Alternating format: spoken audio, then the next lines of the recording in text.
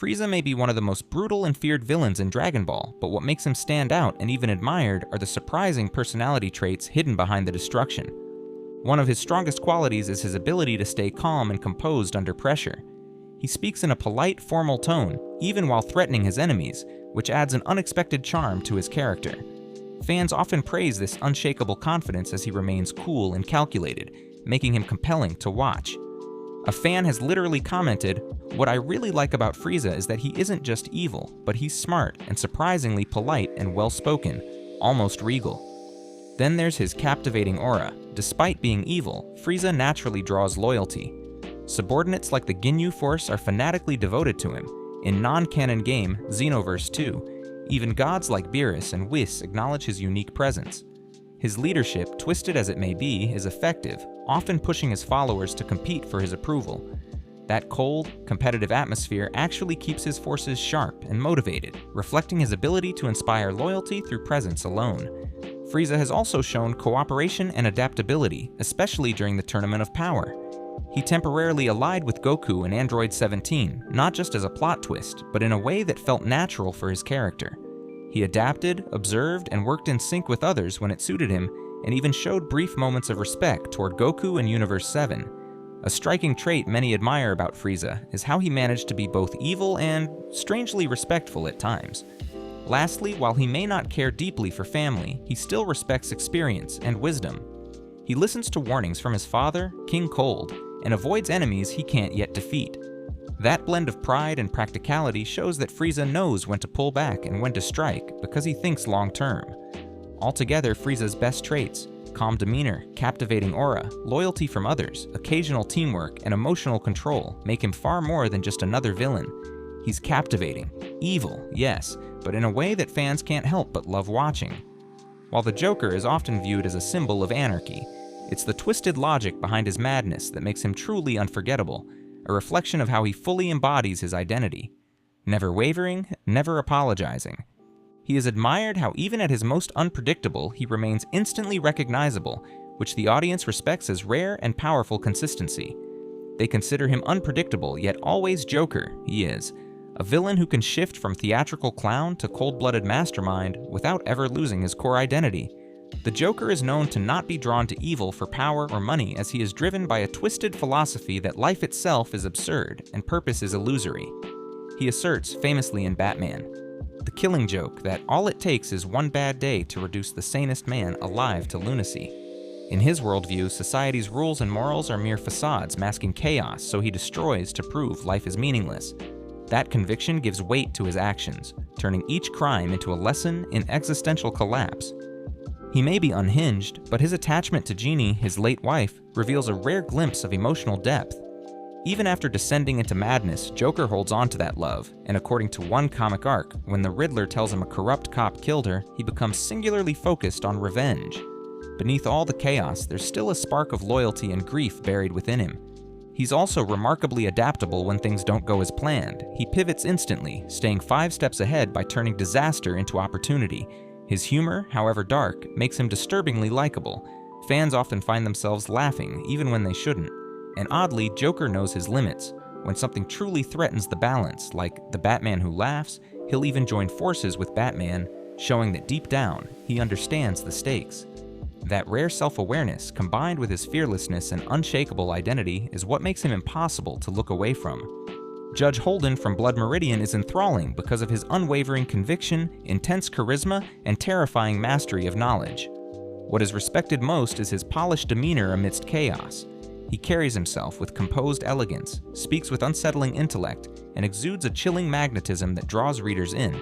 As one Reddit user put it, despite being monstrous, Holden remains extremely interesting, often commanding more attention than the protagonist, the kid.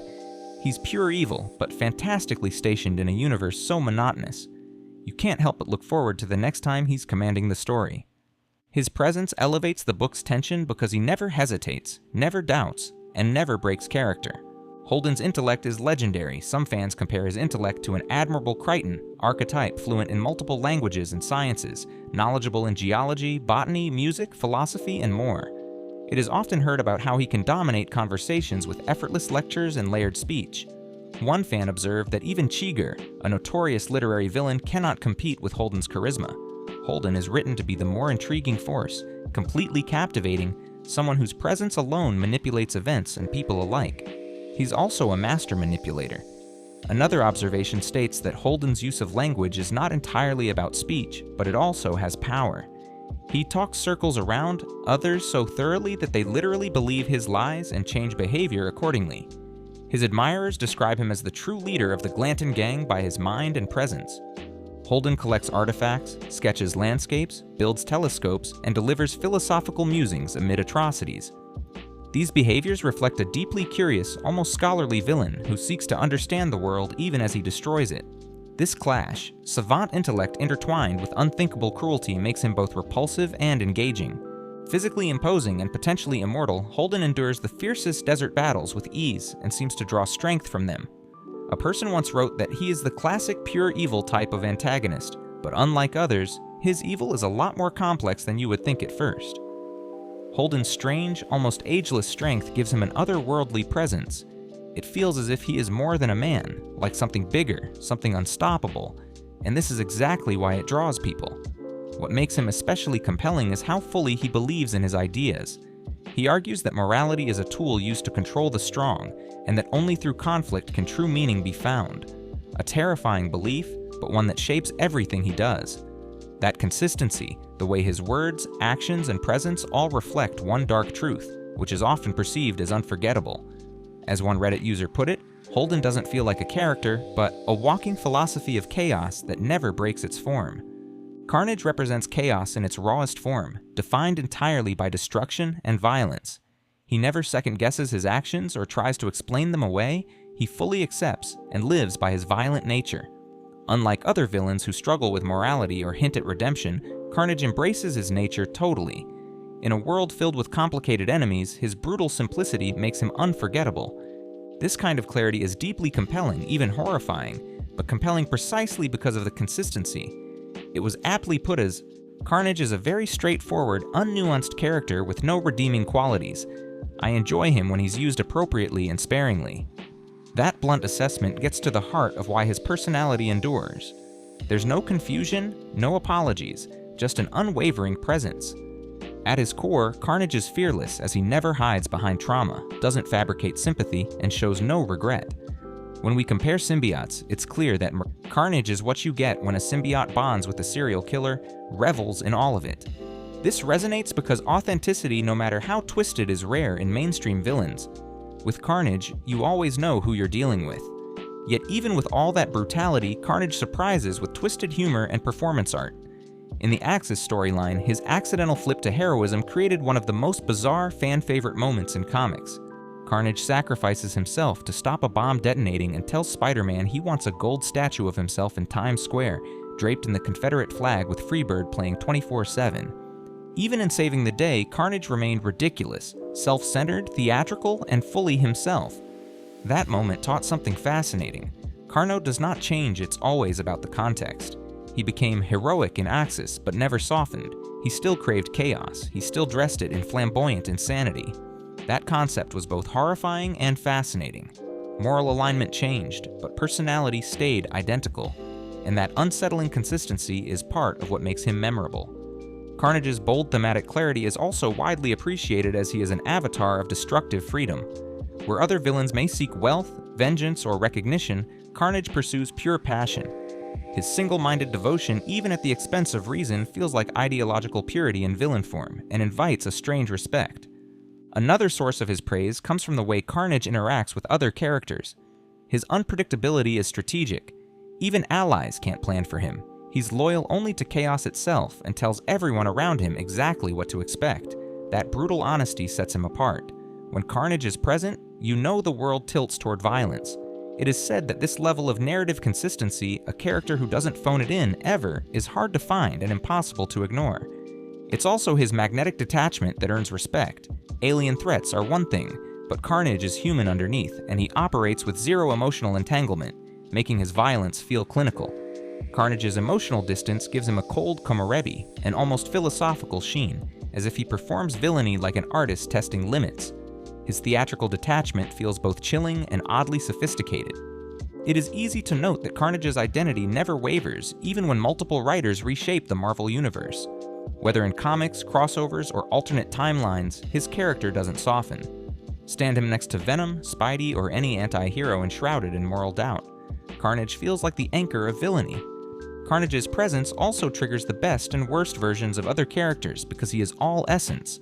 Other characters must adapt or fall. The narrative gravity given by Carnage is a compelling weight. He's the archetype of unfiltered evil. It is viewed that whenever he enters a scene, other characters feel its story arc shift and tone darkens. On paper, Aku is one of the most evil beings ever created, a shape-shifting demon of darkness who plunged the world into chaos, warped time, and ruled with an iron fist. But ask fans what they remember most about him? It's his personality. Behind the evil is a bizarre, unexpectedly lovable allure that makes Aku less of a monster and more of a showman. He's funny, genuinely, intentionally funny, which is rare for villains of his level. Aku delivers monologues like a stand-up comic, mocks his enemies with flair, and sometimes seems more interested in throwing tantrums or goofing off than actually conquering planets. He reads fairy tales in goofy voices, breaks the fourth wall, and gets bored enough to create robot bounty hunters just to spice things up. There's a strange, human weirdness to him that makes him weirdly watchable, and this is quoted as, "His voice was fantastic and the humor was on point." Not only could he come across as truly terrifying, but he could also be hilarious, which is a hard thing for a villain to be without losing some of the fear factor. One of the most surprising things to be pointed out is that Aku just truly believes the world makes more sense under his rule. He brings order in his own twisted way. In some episodes, there's almost a parental energy to him, like when he tells children stories about Samurai Jack, obviously propaganda, but hilarious and strangely endearing. He's delusional, sure, but also committed to being more than just a tyrant. Aku wants to be liked, even if that means lying or hemming it up to the camera. In the final moments of Samurai Jack, when Jack finally defeats Aku, it feels like saying goodbye to the heart of the show's madness. Aku was the humor, the unpredictability, the dramatic voice booming over every episode with flair. His evil was obvious, but what made him unforgettable was the way he was evil. Bizarre, charismatic, and hilarious. He is genuinely loved, because beneath the shape-shifting horror and dark magic was a villain who had a sense of fun, who enjoyed being the bad guy like it was a performance. And when he was finally gone, there was this strange emptiness, as if the world of Samurai Jack had lost not just its darkness, but also its strangest kind of light. That's how you know a villain did something right, when even at the end, you kind of miss him. Scar begins as a figure defined by vengeance, an Ishvalan survivor bent on punishing state alchemists, but what gradually earns recognition is his transformation into a deeply principled, honorable, and compassionate individual. Early on, viewers see someone consumed by pain, fear, and guilt, but it's Scar's journey toward forgiveness, healing, and moral clarity that resonates most. Many fans describe him as someone who, for much of the series, actively destroys himself, fueled by grief and righteous fury before finally choosing a purpose beyond vengeance. That transformation reflects themes of trauma, redemption, and identity that viewers often connect with on a personal level. Scar's behavior in crucial moments further underscores why his character is so respected. During confrontations, he consistently shows honor and restraint. For instance, he refuses to harm young Alphonse Elric, even under the weight of his hatred toward Al's brother. It's a powerful moment. Scar sees a child in front of him and chooses not to respond with cruelty. Later, when facing Winry, he allows her the opportunity to shoot him, letting her confront the grief of losing her parents. This act is often cited by fans as a rare gesture of emotional honesty and empathy, a psychological turning point that reflects Scar's growth. As the story progresses, his moral integrity deepens. Raised in the Ishvalan faith, he was steeped in beliefs tied to war and retribution, but over time he began to question his rigid animosity. He even joins former enemies when he realizes they share a greater goal, rebuilding Ishval and resisting the true threat.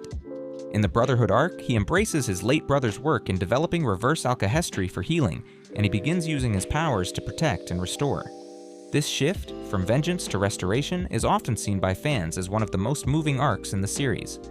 Reddit discussions and reviews frequently highlight Scar's evolution from destroyer to protector, noting that he helped save Amestris and took on a central role in helping his people recover. One fan even said, "Scar's story and seeing his growth as a person genuinely gave me hope for my own life." That emotional authenticity, rooted in guilt, resilience, and a willingness to change, is a key reason why audiences admire him so deeply. Throughout the final arc, Scar's tone and presence shift noticeably. While subjective, many viewers observe how he becomes more composed and resolute, speaking with conviction and moving with purpose. His stubbornness, once destructive, transforms into a protective resolve. He listens with empathy and chooses compassion even in moments where he could seek revenge, which can be understood as a sign of deep maturity and redemption. One of the reasons Scar continues to resonate is that he doesn't simply vanish after his redemption. He accepts his past without erasing it and uses it as a foundation to build something meaningful. He remains a survivor, a protector, and a moral force, qualities that make him one of the most compelling villains turned allies in anime. Dio Brando is far from a hero, but what is impossible to neglect is that Dio embraces who he is with such fearless pride that it becomes oddly captivating. From the moment he steps into the Joestar estate, his confidence is magnetic. He carries himself with poise, delivers biting wit, and radiates ambition without ever pretending otherwise. Even when he transforms into a vampire, he maintains that elegant arrogance, never conflicted, never apologetic, and there's a strange respect for villains like him who follow their purpose with absolute certainty, untouched by doubt or regret. His villainous conviction is part of what makes him feel legendary, a trait that occasionally flirts with something even stranger. Twisted nobility. Dio seeks absolute domination. That unwavering drive is rare in villains who usually soften or doubt themselves. Instead, Dio remains unshakable. There's a scene later in Over Heaven non-canon light novel where he explains he isn't evil by circumstance, but by nature, and fans found this horrifying honesty compelling, appreciating how he embraces his fate with clarity rather than contradiction. This kind of self-assured identity, sinister and strong, is almost admirable in its consistency. Though rarely heroic, Dio has moments where his ambition borders on twisted nobility. In Part 1, he becomes a vampire to transcend human limits, believing that true freedom lies beyond mortality. That moment, even as horror, it's a declaration of self-liberation. Fans often note that while they despise his actions, they can't help respecting how he genuinely believes in his vision of power and purpose. In Stardust Crusaders, he rules with command, and intellect rather than random cruelty. If there's one thing fans always mention besides his power, it's his irresistible charm. One user on Reddit said, "Dio is charismatic as hell, he could murder an entire family, but if something about you intrigues him, he'll sweet-talk you into following him." That duality is dangerous but magnetic, which elevates him above ordinary villains. He makes cruelty feel intentional, power feel theatrical, and ambition feel like performance. Watching him give dramatic speeches, command loyalty, or deliver calculated monologues, we can see the artistry of his evil. Despite all his cruelty, Dio carries a strange elegance. He always looks sharp, speaks clearly and formally, and even fights with a sense of drama. His confidence, even in the darkest moments, creates a villain who dominates the screen with personality alone. Some even admit they're more interested in Dio than the actual protagonist just because they can't wait for Dio to reappear and shake things up. In fandom polls, he consistently ranks as JoJo's most memorable villain for presence. There are also rare glimpses of genuine vulnerability, or at least deeper complexity. When Jonathan finally confronts Dio, he doesn't beg. Instead, he taunts, challenges fate, and accepts his defeat with pride, unbowed, unbroken, and defiantly himself. That final act of resistance, even in death, resonates with fans. In summary, Dio Brando is greatly admired because of how fully he inhabits evil. His unwavering identity, philosophical conviction, charisma, and composed ambition make him a villain who's almost mythic. Patrick Bateman may not be a hero, but the sharp control and detail in his persona both disturb and fascinate, making him a villain viewers can't look away from.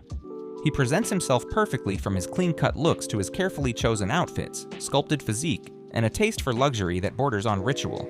His dedication to routine and aesthetics is acknowledged, and his obsessive discipline is oddly aspirational in today's social media age, where how you seem matters more than who you are.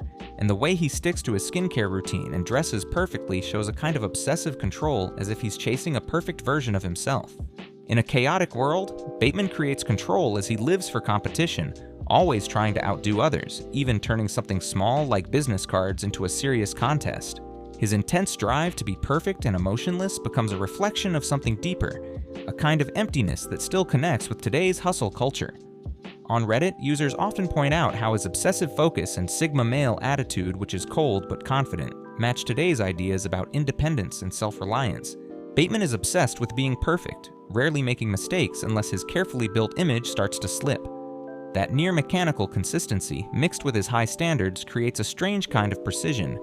He knows every brand, every song, every haircut, performing life with such extreme control that it feels less like living and more like a carefully rehearsed act, polished to the point of horror. It can be easily observed that he carries an uncanny calm under pressure. Whether negotiating lunch reservations, attending high-stakes meetings, or planning mayhem, he remains unnervingly composed. Staying calm even in terrifying moments creates a strange kind of villainous stillness, a mix of confidence and emotional distance that makes his cruelty feel almost like a performance. It's a fake kind of calm, yes, but there's something about it that's deeply unsettling and oddly hard to look away from.